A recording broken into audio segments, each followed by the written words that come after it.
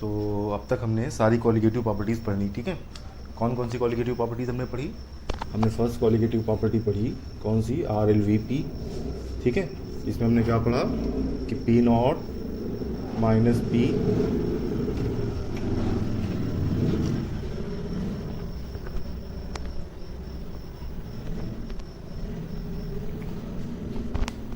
तो hello student, जैसा कि हमने सारी कॉलिगेटिव प्रॉपर्टीज़ पढ़ ली हैं, ठीक है। कौन कौन सी कॉलिगेटिव प्रॉपर्टी हमने पढ़ी? सबसे पहले हमने पढ़ा RLVP, ठीक है। इसमें हमने पढ़ा कि P nought minus P upon P nought is equal to XB, ठीक है। सेकेंड कॉलिगेटिव प्रॉपर्टी हमने क्या पढ़ा? सेकेंड कॉलिगेटिव प्रॉपर्टी पढ़ा एलिवेशन इन बॉइलिंग पॉइंट, ठीक है। जिसमें हमने आपको क्या बताया, एक फॉर्मूला हमने ड्राइव किया, MB is equal to WB into KB into 1000 upon delta TB into WA, ठीक है। थर्ड कॉलिगेटिव प्रॉपर्टी हमने क्या पढ़ी? डिप्रेशन इन फ्रीजिंग पॉइंट, जिसमें हमने पढ़ा कि MB is equal to WB into KF into 1000 upon delta TF into WA, ठीक है। और फोर्थ कॉलिगेटिव प्रॉपर्टी हमने पढ़ी क्या? ऑस्मोटिक प्रेशर, जिसमें हमने पढ़ा कि पाई इक्वल टू CRT, ठीक है। ये आपकी होगी सारी कॉलिगेटिव प्रॉपर्टीज़, ठीक है, जो हमने अभी तक पढ़ा। अब क्या है कि इन प्रॉपर्टीज़ की कुछ लिमिटेशंस होती हैं, ठीक है। उन लिमिटेशन से न्यू पॉइंट्स बनते हैं। जैसा कि देखिए, अगर आपको अब जो हम पढ़ाने वाले हैं, आगे के जो टॉपिक्स रहेंगे लाइक एबनॉर्मल मास और वांट ऑफ फैक्टर, वो पूरे चैप्टर का कंक्लूजन है, ठीक है। तो पूरा चैप्टर में जो भी आपने पढ़ा है उन सारी चीज़ों का जो कंक्लूजन आएगा वो आपका अब आएगा, ठीक है। तो सबसे पहले तो आप डिस्कस करेंगे क्या? Limitation of colligative properties. Means colligative properties कहाँ कहाँ पे एप्लीकेबल होती है, ठीक है। सबसे पहली चीज़ तो ध्यान रखिएगा, सबसे पहली चीज़ है कि the solution should be a dilute solution। Solution क्या होना चाहिए? डाइल्यूट सॉल्यूशन होना चाहिए, ठीक है। अगर डाइल्यूट सॉल्यूशन है तभी कॉलिगेटिव प्रॉपर्टीज़ को अप्लाई कर पाएंगे, ठीक है। यानी कि कंसनट्रेटेड सॉल्यूशन नहीं होना चाहिए, ठीक है। पहली लिमिटेशन तो ये हो गई। सेकेंड लिमिटेशन क्या है? नो एसोसिएशन मीन्स एसोसिएशन ना हो और डिसोसिएशन। नो एसोसिएशन और डिसोसिएशन शुड टेक प्लेस, ठीक है। तो इन दो केसेस में क्या होता है कि solution should be dilute solution dilute होना चाहिए। अगर डाइल्यूट सॉल्यूशन है तभी हम इन कॉलिगेटिव प्रॉपर्टीज़ की वैल्यू निकाल पाएंगे। अगर सॉल्यूशन कंसंट्रेटेड है तो हम कॉलिगेटिव प्रॉपर्टीज़ को अप्लाई नहीं कर सकते हैं, ठीक है। और अगर सॉल्यूशन में एसोसिएशन डिसोसिएशन हो गया है तो हम कॉलिगेटिव प्रॉपर्टीज अप्लाई नहीं कर पाते हैं, यानी कि एसोसिएशन डिसोसिएशन नहीं होना चाहिए, ठीक है। No association dissociation should take place, ठीक है, तभी हम आपकी कॉलिगेटिव प्रॉपर्टीज़ को अप्लाई कर पाएंगे, ठीक है। अच्छा, एसोसिएशन डिसोसिएशन होता क्या है? देखिए, इनको इस तरह समझिए कि एसोसिएशन का मीन्स ये होता है कि सॉल्यूट के जो छोटे छोटे पार्टिकल्स होते हैं, ठीक है, बहुत सारे पार्टिकल मिलकर बड़ा पार्टिकल बना लें। मीन्स क्या है? छोटे छोटे मॉलिक्यूल मिलकर जब बड़ी चीज़ बनाते हैं तो इस प्रोसेस को एसोसिएशन कहते हैं। जैसे कि n molecule of A combine हो जाए और क्या बना लें? AN, ठीक है। तो इस प्रोसेस को एसोसिएशन बोलते हैं। और डिसोसिएशन में क्या होता है? एक बड़ा मॉलिक्यूल ब्रेक होकर छोटे छोटे मॉलिक्यूल बनाता है डिकम्पोज होकर, ठीक है। इस प्रोसेस को क्या बोलते हैं? डिसोसिएशन, ठीक है। तो ये चीज़ें क्या है? ये चीज़ें नहीं होनी चाहिए, ठीक है। अब पहला क्वेश्चन तो ये आता है कि अगर एसोसिएशन डिसोसिएशन हुआ तो क्या होगा? होता क्या है कि जितनी भी कॉलिगेटिव प्रॉपर्टीज़ होती हैं, ठीक है, RLVP हो या एलिवेशन बॉइलिंग पॉइंट हो या डिप्रेशन फ्रीजिंग पॉइंट हो या ऑस्मोटिक प्रेशर हो, इनकी जनरली जो कंडीशंस होती हैं, इनके जितने भी न्यूमेरिकल्स होते हैं उनमें मोस्टली हमको सॉल्यूट का मोलर मास फाइंड करना होता है। जैसे कि इसमें हम देखें, इसमें क्या है? सॉल्यूट का मोल फ्रैक्शन। अब mole fraction means number of मोल का यूज़ करेंगे और नंबर ऑफ मोल का मतलब है मास अपॉन मोलर मास, ठीक है। तो इस फार्मूले की हेल्प से हम मोलर मास ऑफ सॉल्यूट यानी MB की वैल्यू निकाल सकते हैं, ठीक है। इस फार्मूले की बात करें तो इसमें भी MB है ना, इसकी हेल्प से भी MB की वैल्यू निकाल सकते हैं, यानी मोलर मास ऑफ सॉल्यूट। इस फार्मूले की बात करें तो इस फार्मूले की हेल्प से मोलर मास ऑफ सॉल्यूट निकाल सकते हैं, ठीक है। इस फार्मूले की बात करें, यहाँ पे क्या है? C मीन्स कंसंट्रेशन का मतलब क्या है? Number of mole of solute upon volume of solution in litre. और number of mole of solute जब निकालेंगे तो मास अपॉन मोलर मास, यानी कि मोलर मास का इसमें भी यूज हो रहा है। मीन्स इस फार्मूले की हेल्प से भी हम मोलर मास निकाल सकते हैं। तो इन चारों फार्मूले की अगर हम बात करें, इन चारों फार्मूले की हेल्प से हम मोलर मास ऑफ सॉल्यूट निकाल सकते हैं। अब अगर सॉल्यूशन में एसोसिएशन डिसोसिएशन हो जाए तो होता क्या है, जो हम मोलर मास ऑफ सॉल्यूट निकालते हैं, ठीक है, मीन्स जो मोलर मास ऑफ सॉल्यूट निकालते हैं उसकी वैल्यू एक्सपेक्टेड वैल्यू से बहुत हाई या लो आ जाती है, लो आती है। कब? जब एसोसिएशन डिसोसिएशन हो तो जो मोलर मास की वैल्यू होती है, मोलर मास ऑफ सॉल्यूट, कौन सा मोलर मास ऑफ सॉल्यूट? वो मोलर मास ऑफ सॉल्यूट जो कैलकुलेट किया गया हो, कैलकुलेटेड बाई कॉलिगेटिव प्रॉपर्टी, जो कॉलिगेटिव प्रॉपर्टी से कैलकुलेट किया गया हो, वो मोलर मास, उसकी वैल्यू एक्सपेक्टेड वैल्यू से जो होती है, एग्जैक्ट वैल्यू से बहुत ही ज़्यादा या बहुत ही कम आती है, ठीक है। कब? जब एसोसिएशन डिसोसिएशन हो जाए। तो इस तरह के मोलर मास को, ठीक है, जो मोलर मास की वैल्यू आती है, तो ये मोलर मास जो होता है, मोलर मास, ठीक है, किस केस में? इन केस ऑफ एसोसिएशन और डिसोसिएशन। एसोसिएशन और डिसोसिएशन के केस में जो मोलर मास होता है उसको हम लोग किस नाम से जानते हैं? उसको हम लोग जानते हैं एबनॉर्मल मोलर मास, ठीक है। क्या होता है? Abnormal molar mass. तो एबनॉर्मल मोलर मास कब आता है? आने के दो ही रीज़न है। अगर सॉल्यूशन में एसोसिएशन डिसोसिएशन हो जाए तो एबनॉर्मल मोलर मास आता है ना, और या तो सॉल्यूशन क्या हो, कंसंट्रेटेड हो, तब एबनॉर्मल मोलर मास आता है। अगर सॉल्यूशन डाइल्यूट है कोई बात ही नहीं है, एसोसिएशन डिसोसिएशन नहीं हो रहा है तब भी ठीक है, तब तो कोई दिक्कत नहीं आती है, जो मोलर मास होता है वही आएगा। लेकिन अगर सॉल्यूशन में ये कंडीशंस अप्लीकेबल नहीं होती हैं, मीन्स सॉल्यूशन कंसंट्रेटेड होता है या सॉल्यूशन में एसोसिएशन डिसोसिएशन हो जाता है, तो जो मोलर मास की वैल्यू होती है वो एक्सपेक्टेड वैल्यू से बहुत ज़्यादा या कम आती है, जिसे एबनॉर्मल मोलर मास कहते हैं, ठीक है। समझ गए? तो ये आपका हो गया एबनॉर्मल मोलर मास, ठीक है। अब इस एबनॉर्मल मोलर मास से यानी इस तरह की कंडीशंस आ जाएं तो इनका सॉल्यूशन क्या होता है। अब इनके सॉल्यूशन की अगर हम बात करें, ठीक है, तो देखिए इनके सॉल्यूशंस के लिए साइंटिस्ट है जिनको हम किस नाम से जानते हैं? वॉन हाफ ने एक फैक्टर दिया था, ठीक है, जिसे हम वॉन हाफ फैक्टर के नाम से जानते हैं। हम उसकी हेल्प लेते हैं, ठीक है। होता क्या है देखिए, अब हम बात करें किसकी? वॉन हाफ फैक्टर, ठीक है। वॉन हाफ फैक्टर क्या है? वॉन हाफ फैक्टर आई से रिप्रेजेंट करते हैं, ठीक है। ये वॉन हाफ ने दिया है। वॉन हाफ क्या है? साइंटिस्ट हैं जिन्होंने इस कॉलिगेटिव प्रॉपर्टीज़ की हेल्प से जो एबनॉर्मल मोलर मास आता है उसकी स्टडी की, एक फैक्टर निकाला। इस फैक्टर की वैल्यू किस तरह निकाल सकते हैं? इस फैक्टर की अगर हम वैल्यू निकालने की बात करें तो आई की वैल्यू क्या होती है? आई की वैल्यू होती है normal molar mass upon abnormal molar mass. Abnormal molar mass इससे निकाल लें, या हम आई की वैल्यू कैलकुलेट कर सकते हैं इससे observed colligative property upon normal colligative property.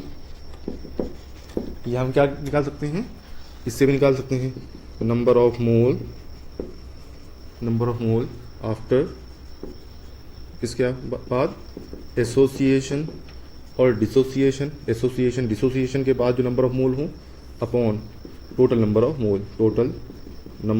मोल। इन्होंने क्या किया? वॉन हाफ ने एक फैक्टर दिया आई, जिसको हम इससे भी कैलकुलेट कर सकते हैं, इससे भी कैलकुलेट कर सकते हैं, इसको इससे भी कैलकुलेट कर सकते हैं। अब इस आई का रोल क्या है कि जब कभी ये एप्लीकेबल कब है? जब कभी सबसे पहली चीज़ सॉल्यूशन क्या हो? कंसंट्रेटेड हो, सॉल्यूशन कंसंट्रेटेड हो, ठीक है, या सॉल्यूशन में क्या हो रहा हो? एसोसिएशन या डिसोसिएशन हो रहा हो, यानी कि सॉल्यूशन में ये दोनों केसेस आ रहे हों, तब क्या होता है? एबनॉर्मल मोलर मास जो होता है वह एबनॉर्मल मोलर मास आता है। तो इस केस में हम क्या करते हैं कि जब हम कॉलिगेटिव प्रॉपर्टीज़ की हेल्प से मोलर मास ऑफ सॉल्यूट निकालते हैं तो हम क्या करते हैं? इस फॉर्मूले के साथ में आई का यूज़ करते हैं। क्या लगा देते हैं? आई। अब जब इस फॉर्मूले के साथ में आई लगा देंगे तो क्या होगा? अब इस फॉर्मूले की हेल्प से जब molar mass of solute find करेंगे तो मोलर मास ऑफ सॉल्यूट की जो वैल्यू है वही एग्जैक्ट वैल्यू फॉर्म होगी, यानी कि इसमें जो एबनॉर्मल मोलर मास आ रहा था वो नहीं आएगा, ठीक है। कब? जब हम उसके साथ में आई यूज़ करेंगे, ठीक है। तो जो एबनॉर्मल आ रहा था, यानी जो वैल्यू एक्सपेक्टेड वैल्यू से ज़्यादा ही कम आ रही थी, उसका सॉल्यूशन निकल गया। अब जितना मोलर मास है उतना ही कैलकुलेट कर पाएंगे, ठीक है। तो ये आपका हो गया आई। अब यहाँ पे क्वेश्चन क्या आता है कि आई की वैल्यू तो ये हो गई, अब आई की वैल्यू डिफरेंट डिफरेंट केसेस में किस तरह हम कैलकुलेट करते हैं, ठीक है। कई, क्योंकि मेरे पास अगर हम आई की कैलकुलेशन की बात करें तो उसके 3 केसेस हैं, ठीक है। अब देखें कैलकुलेशन, नेक्स्ट टॉपिक क्या है, कैलकुलेशन फॉर आई, यानी कि वांट हाफ फैक्टर के लिए कैलकुलेशन किस तरह करते हैं, ठीक है। तो सबसे पहले बात करते हैं केस वन की बात करें, ठीक है। तो केस 1 क्या कहता है, जैसे कि फॉर ग्लूकोज, यानी केस 1 क्या है, इन केस व्हेन, ठीक है। तो केस 1 कहता है व्हेन नो एसोसिएशन और डिसोसिएशन, जब association dissociation should take place, यानी कि एकदम नॉर्मल कंडीशन हो, शुड टेक प्लेस, यानी कि हमने क्या किया हो, फॉर एग्जांपल हमने सॉल्यूशन में एज अ सॉल्यूट ग्लूकोज का यूज़ किया हो या यूरिया का यूज़ किया हो। तो ये जो सॉल्यूट होते हैं इनमें क्या होता है, इनमें एसोसिएशन डिसोसिएशन नहीं होता है। तो इसके लिए आई की वैल्यू कितनी होती है, 1। इस केस में जो आई की वैल्यू होती है वो 1 होती है। ये फर्स्ट केस हो गया आपका, ठीक है। तो अगर हम सॉल्यूशन में देखें एसोसिएशन डिसोसिएशन नहीं हो रहा है तो हम क्या करेंगे, जैसे ग्लूकोज या यूरिया का यूज़ कर रहे हैं तो आई की वैल्यू 1 ही अप्लाई करेंगे अगर हमने फार्मूले में आई लगा रखा है, ठीक है। केस सेकंड क्या आता है, ठीक है। केस सेकंड ये आता है, ठीक है। क्या आता है, इन केस ऑफ डिसोसिएशन, मान लिया मेरे पास अब जो है किसी केस में डिसोसिएशन हो गया है, ठीक है। अब डिसोसिएशन के केस में क्या करेंगे, हम आई की वैल्यू किस तरह कैलकुलेट करेंगे, ठीक है। तो ध्यान रखिएगा, अगर हम इसकी बात करें इस केस की, तो मान लिया सबसे पहले तो हम इसको इस तरह समझें कि मान लिया मेरे पास एक इस तरह का मॉलिक्यूल है सॉल्यूट का एन, ठीक है, जो डिकम्पोज होके क्या बना रहा है, एन मॉलिक्यूल ऑफ ए बना रहा है। एन यानी 1 मॉलिक्यूल है जो कि डिकम्पोज होके एन मॉलिक्यूल ऑफ ए बना रहा है, ठीक है। अब ये एन एक बड़ा मॉलिक्यूल है, क्योंकि डिसोसिएशन इस बड़े मॉलिक्यूल को छोटे मॉलिक्यूल में टूट जाना, ठीक है। एक बड़ा मॉलिक्यूल है, ठीक है, यानी कि इसका क्या है, लार्जर मोलर मास है इसका। ये डिकम्पोज हो रहा है छोटे छोटे मॉलिक्यूल में, ठीक है। मीन्स यहाँ पे क्या है, स्मॉलर मोलर मास है, स्मॉलर मोलर मास है। अब हम आई की वैल्यू बात करें, आई की वैल्यू इससे पहले हमने क्या बताया, आई की वैल्यू निकालने के लिए normal molar mass upon abnormal molar mass. Normal molar mass ऊपर रहेगा, नॉर्मल मोलर मास ऊपर रहेगा, एबनॉर्मल मोलर मास नीचे रहेगा, ठीक है। अब ये बताइए नॉर्मल मोलर मास कितना है, नॉर्मल तो बड़ा है, नॉर्मल मोलर मास जो है वो लार्जर है, एबनॉर्मल ऑब्जर्व कितना कर रहे हैं वो स्मॉलर है। अब बड़ी वैल्यू में छोटी वैल्यू से डिवाइड करेंगे तो क्या आएगी वैल्यू 1 से बड़ी आएगी ना। तो यहाँ पे क्या हो गया, इस केस में जो आई की वैल्यू होती है, सॉरी, इस केस में जो आई की वैल्यू होती है वो क्या होती है, आई की वैल्यू 1 से बड़ी आती है। किस केस में, अगर डिसोसिएशन हो रहा है, ठीक है। अब डिसोसिएशन के केस में ये तो हो गया आई की वैल्यू की, मान लिया हमने एक आपको आइडिया बता दिया 1 से बड़ी आएगी। कैलकुलेशन किस तरह करेंगे, ठीक है। तो कैलकुलेशन के लिए देखिए हम एक केस, एक सिंपल सी कंडीशन लेंगे, उस कंडीशन के अकॉर्डिंग सॉल्व करेंगे, ठीक है। मान लिया मेरे पास एक AB एक सॉल्यूट है, लेट कर लें AB एक सॉल्यूट है जिसको हमने सॉल्यूशन में यूज़ किया है, जो कि डिकम्पोज हो रहा है A पॉजिटिव और B नेगेटिव में, पॉजिटिव नेगेटिव आयन में डिकम्पोज हो रहा है, ठीक है, यानी डिसोसिएशन हो रहा है यहाँ पे, ठीक है। हम मान लिया हमने AB के 1 मोल यूज़ किए हैं, ठीक है। AB के हमने कितने मोल यूज़ किए हैं, 1 मोल, ठीक है। और हम लेट ये कर लें, let we have 1 mole of a solute, 1 mole of solute हो AB, ठीक है, विच फॉर्म, जो फॉर्म कर रहा हो क्या, M positive and M negative ion, जो कि M positive M negative ion form कर रहा हो, एंड डिग्री ऑफ डिसोसिएशन जो हो, डिसोसिएशन की डिग्री हो वो कितनी हो, अल्फा हो, ठीक है। कितनी हो degree of dissociation is alpha हो। अब अल्फा कैलकुलेट किस तरह करते हैं, अल्फा को कैलकुलेट किस तरह करते हैं, अल्फा की जो वैल्यू होती है वो क्या होती है, number of mole number of mole dissociated, कितने मोल डिसोसिएट हो रहे हैं, अपॉन टोटल नंबर ऑफ मोल। ठीक है, ये हम अल्फा की वैल्यू होती है, जिसको हम किस नाम से जानते हैं, इसको हम जानते हैं डिग्री ऑफ डिसोसिएशन के नाम से, इसको एक्सटेंट ऑफ डिसोसिएशन बोलते हैं। ठीक है, अब यहाँ पे मान लिया हमने कि मेरे पास 1 मोल है, किसके, सॉल्यूट AB के, यहाँ पे हमने लिख रखा है 1 मोल है, जो कि क्या कर रहा है, डिसोसिएट हो रहा है, ब्रेक हो रहा है, किसमें, M पॉजिटिव आयन में और M निगेटिव आयन में, और इसकी डिग्री ऑफ डिसोसिएशन क्या है, अल्फा। अब यहाँ पे डिग्री ऑफ डिसोसिएशन की वैल्यू क्या होती है, number of mole dissociated upon total number of मोल। ठीक है, अब यहाँ पे अगर टोटल नंबर ऑफ मोल की वैल्यू 1 रखें, क्योंकि हमने 1 मोल ही लिया है, अब यहाँ पे टोटल नंबर ऑफ मोल 1 रखेंगे तो नंबर ऑफ मोल डिसोसिएटेड कितना आ जाएगा, अल्फा आ जाएगा, मीन्स अल्फा मोल डिसोसिएट हो रहे हैं। तो हम ये देखें, आफ्टर टाइम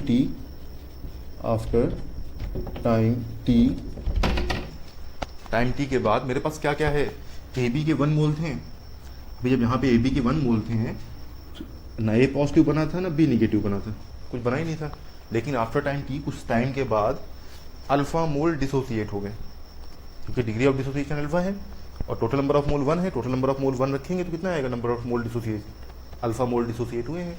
तो आफ्टर टाइम टी, कुछ टाइम के बाद इससे अल्फा मोल डिसोसिएट हो जाएंगे, तो AB कितना बचेगा, 1 माइनस अल्फा।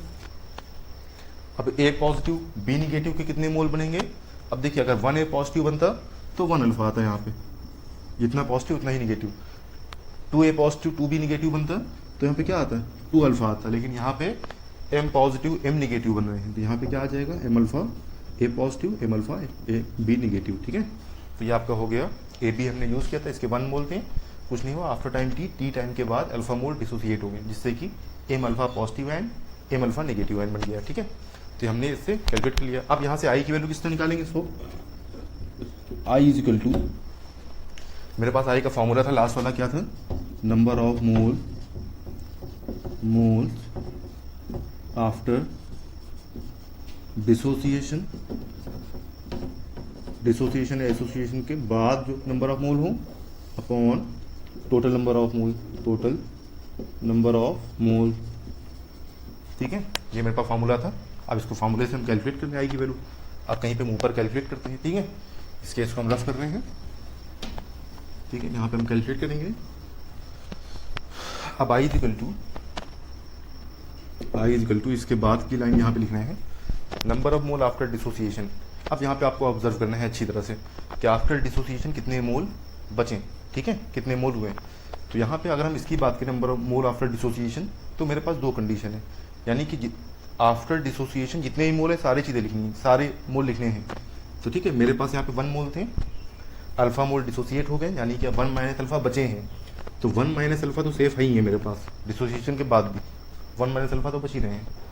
और डिसोसिएशन जब हो गया है, यानी ये तो अनडिसोसिएट हो गए, मीन्स इसका कुछ भी नहीं हुआ 1 माइनस अल्फा का। अब जो डिसोसिएट हो गए हैं उससे कितने मोल बने हैं, M अल्फा, यानी M अल्फा A पॉजिटिव बना है, M अल्फा B निगेटिव बना है। तो माना जाएगा क्या कि टोटल M अल्फा आयन बने हैं, क्योंकि जितने पॉजिटिव उतने निगेटिव हैं। ठीक है, तो अगर हम डिसोसिएशन के बाद नंबर ऑफ मोल देखें तो मेरे पास कितने नंबर ऑफ मोल होंगे, 1 minus alpha plus M alpha. 1 minus alpha क्या होंगे, जो भी रह गए हैं डिसोसिएशन होने से, M अल्फा डिसोसिएट होकर नए बन गए हैं। ठीक है, अपॉन टोटल नंबर ऑफ मोल कितना है, 1।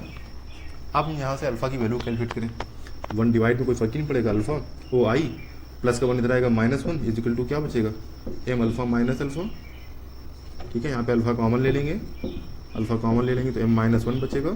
अल्फा की वैल्यू कितनी आएगी, अल्फा इज इक्वल टू आ जाएगा I -1 अपॉन M -1।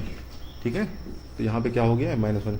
अब M की वैल्यू कैसे निकालेंगे, M की वैल्यू बहुत ईजी है। अब हमने क्या लिया था, यहाँ पे कितने पॉजिटिव और निगेटिव आयन बन रहे हैं ना, जैसे कि मेरे पास मान लिया है NaCl है ना। अब NaCl के डिसोसिएशन से क्या बनेगा, Na पॉजिटिव Cl निगेटिव, तो यहाँ पे 1 आयन बन रहे हैं, है ना, 1 आयन बन रहे हैं। तो M की वैल्यू क्या होगी, टोटल 2। ठीक है ना, यहाँ पे क्या आ जाएगा, M की वैल्यू 2 आयन बन रहे हैं।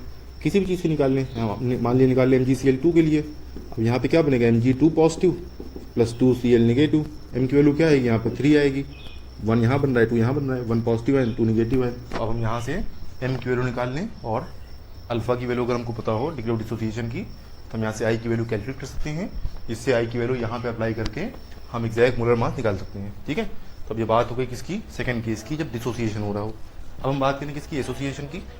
ठीक है, अब एसोसिएशन केस में क्या होता है, केस नंबर 3, ठीक है, चैप्टर के लास्ट टॉपिक्स हैं, ठीक है, और इनको अच्छे से समझिएगा।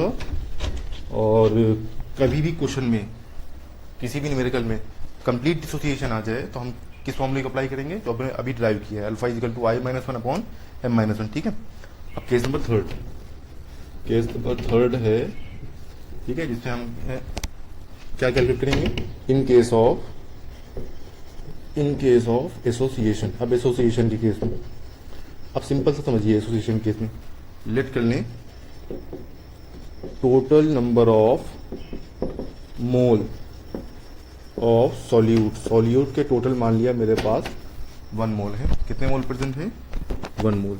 ठीक है, एंड हम लेट कर लें डिग्री ऑफ एसोसिएशन कितना है, डिग्री ऑफ एसोसिएशन है अल्फा। डिग्री ऑफ एसोसिएशन क्या होते हैं, नंबर ऑफ मोल एसोसिएट जितना हो रहा है अपॉन टोटल नंबर ऑफ मोल, ये होता है डिग्री ऑफ एसोसिएशन। इसकी वैल्यू अल्फा है, टोटल नंबर ऑफ मोल 1 है, यहाँ पे 1 अप्लाई करेंगे तो नंबर ऑफ मोल एसोसिएटेड कितने आ गए, अल्फा। तो यहाँ से हम इसे इतना निकालें, टोटल नंबर ऑफ मोल अनएसोसिएटेड, जो अनएसोसिएट नहीं हुए हैं, ये कितने होंगे, 1 थे, अल्फा मोल एसोसिएट हो गए, है ना, तो कितना बचा, 1 माइनस अल्फा मोल बचा, तो 1 माइनस अल्फा मोल अभी अनएसोसिएटेड है। And new number of mole formed, कितने नंबर ऑफ मोल फॉर्म हुए आफ्टर एसोसिएशन के बाद कितने नंबर ऑफ मोल फॉर्म हुए, अब बताइए यहाँ से। ठीक है, अगर हम यहाँ पे लेट कर लें, यहाँ पे हम कहीं पे लेट कर रहे हैं, लेट कर लें n मॉलिक्यूल ऑफ सॉल्यूट के n मॉलिक्यूल, जैसे वहाँ पे m था, यहाँ पे n है, एसोसिएट हो रहे हैं। कितने मॉलिक्यूल एसोसिएट हो रहे हैं, n। अब n यानी छोटे छोटे मॉलिक्यूल मिलके एक बड़ा मॉलिक्यूल बना रहे हैं। ठीक है, अब बड़े मॉलिक्यूल के नंबर ऑफ मोल कितने होंगे, अब उसमें अल्फा तो टोटल नंबर ऑफ मोल जो एसोसिएट हुए हैं, इतने एसोसिएट हुए हैं, यानी टोटल इतने मोल हैं, और कितने n मॉलिक्यूल, यानी टोटल अल्फा मोल हैं कितने, n मॉलिक्यूल। तो 1 मॉलिक्यूल कितना आ जाएगा, अल्फा बाई n, क्योंकि टोटल n मॉलिक्यूल का अगर हम देखें, n मॉलिक्यूल कंप्लीट मिलकर अल्फा मोल बना रहे हैं, तो 1 मॉलिक्यूल कंप्लीट मोल के कितना बनाएंगे, अल्फा बाई n मोल। ठीक है, तो यहाँ पे नंबर ऑफ मोल फॉर्म्ड हुए आफ्टर एसोसिएशन कितने मोल, अल्फा बाई n मोल। ठीक है, अब यहाँ से आई की वैल्यू निकालें। आई की वैल्यू क्या होती है, फार्मूला नंबर ऑफ मोल, इसे हमने पहले निकाले थे ना, number of mole after association के बाद के number of mole upon total number of मोल। तो एसोसिएशन के बाद के नंबर ऑफ मोल कितने होंगे, यहाँ पे ऊपर क्या लिखेंगे, number of mole after association. तो एसोसिएशन जो मोल रह गए हैं पहले उनको लिख लें, 1 माइनस अल्फा मोल तो अभी अनएसोसिएटेड रह गए हैं, अभी इनका एसोसिएशन नहीं हुआ है, और जिनका एसोसिएशन हो गया उनसे अल्फा बाई n मोल बने हैं। और फॉर्मूले में क्या है, i equal to total number of mole associate after association. जब एसोसिएशन हो गया तो मेरे पास इतने मोल बचे, जिसमें कि इतने हैं जो कि एकदम सेफ हैं, और इतने नए मोल बने हैं एसोसिएशन के बाद। तो टोटल अपॉन में क्या रहेगा, टोटल नंबर ऑफ मोल जो कि 1 होता है। ठीक है, अब हम यहाँ से कैलकुलेट करें, आई प्लस 1 इधर आएगा -1, इन दोनों में अल्फा कॉमन ले लेंगे, क्या बचेगा, 1 बाई n माइनस 1। तो अल्फा की वैल्यू कितनी आ जाएगी, i minus one upon 1 by n minus 1। ठीक है, हम यहाँ से अगर n की वैल्यू हमको पता हो कितने मोल एसोसिएट हो रहे हैं, अल्फा की वैल्यू पता हो, डिग्री ऑफ एसोसिएशन क्या है, तो इसकी हेल्प से हम आई निकाल सकते हैं।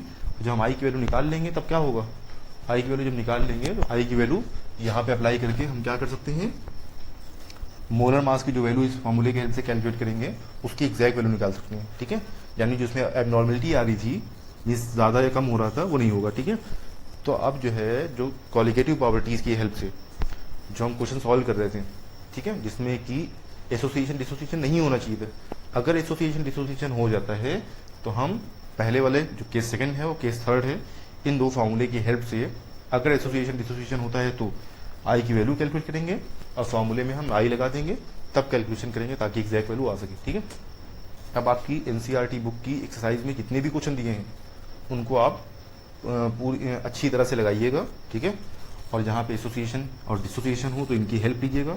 ठीक है, और अब जो है नेक्स्ट वीडियो जो रहेगी वो सेकेंड चैप्टर की वीडियो रहेगी, ठीक है। फर्स्ट चैप्टर कंप्लीट हो चुका है, इसमें जो डाउट्स हो पूछिएगा, ठीक है। ओके।